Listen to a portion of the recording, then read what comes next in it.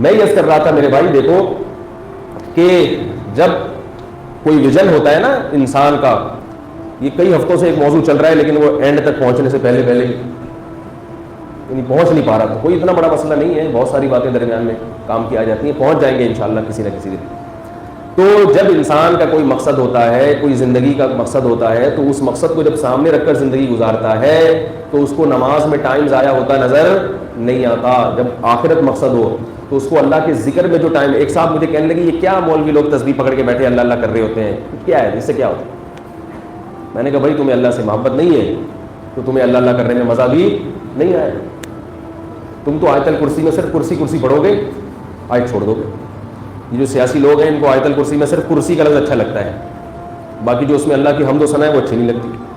تو جب کوئی مقصد ہوگا سامنے تو بالکل لائف اسٹائل کیا ہو جائے گا. پھر حدیث میں آتا ہے آپ صلی اللہ علیہ وسلم نے فرمایا کہ جتنا وقت نماز کے انتظار میں گزرتا ہے وہ بھی نماز میں لکھا جاتا ہے، وہ بھی لکھا جاتا ہے نماز میں. لیکن ہم اگر پہلے آ کے بیٹھ جائیں تو ہمیں لگے گا آج ہم جلدی آ گئے، ٹائم کیا ہو رہا ہے، ضائع ہو رہا ہے ہمارا. تو اس لیے میرے بھائی کہ آخرت کو ہم سب کو چاہیے کہ مقصد بنائیں تاکہ ہمارا نماز میں دل لگے، عبادت میں دل لگے.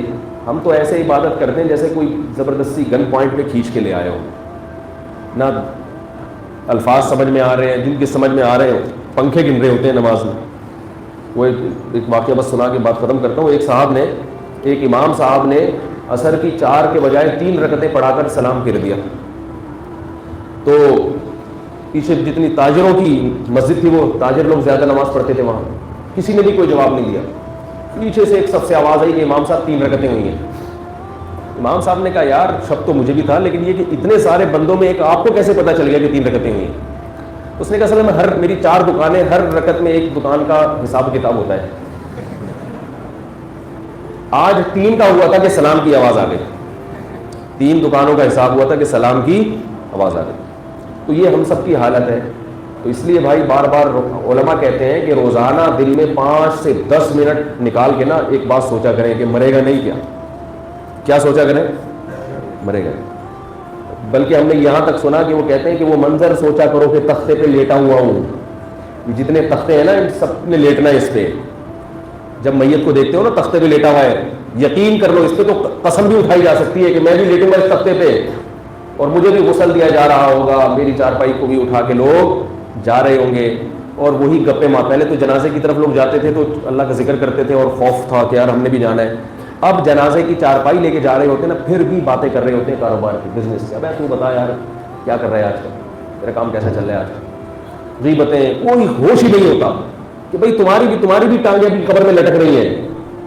ہمیں یاد ہے ہم بچپن میں کبھی جنازے کے ساتھ جاتے تھے، لوگوں پر ایک خوف ہوتا تھا.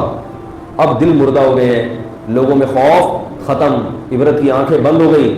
اب جنازے کی چارپائی لے کے جاتے ہوئے بھی باتیں ہو رہی ہوتی ہیں، گپے مار رہے ہوتے ہیں، ادھر ادھر کی ہنسی مذاق چل رہا ہوتا ہے. تو ایسا نہیں ہونا چاہیے بھائی. یہ تو ایک اللہ نے دکھا دیا، آج یہ لیٹا ہوا ہے، کل اس کی جگہ اس تختے پہ تم ہو گئے. یہی آنا ہے سب میں. ایک صاحب کا انتقال ہوا، میں ان کے جنازے میں گیا تو وہ چارپائی کے دوران بھی 2 آدمی مسلسل باتیں کرتے جا رہے ہیں. یہ ڈالڈا اور آج کل جو تیل آ رہے ہیں نا اس کا سارا نتیجہ ہے مر گئے. قبر میں دفن ہو رہے ہیں تو وہاں بھی کھڑے ہو کر آتا ہے یہ گھی صحیح نہیں آ رہا ہے، خوراک بھی صحیح نہیں ہے. مجھے خیال ہے ان سے بولو بھائی تو دیسی گھی بھی کھائے گا نا تو آئے گا نہیں آئے. تو زیتون پی لے، تو دیسی گھی کھا لے، لیٹا ہوا ہوگا کل یہاں پہ. اور پھر تیرے بارے میں لوگ تبصرہ کرو گے اس دن گھی زیادہ پی لیا کرتے تھے نا. یہ جو ہے نا گھی زیادہ پیا کرتے تھے، بڑے فنٹر بنا کرتے تھے، تو نظر لگ گئی ہے ان کو، اس لیے زیادہ دیسی گھی نہ پیا کرو، نظر لگ جاتی ہے. بڑے بلڈر بنے پھرتے تھے، نظر لگ گئی. میں نے کچھ نہ کچھ ہوگا ضرور، لیٹنا ہی کری ہے.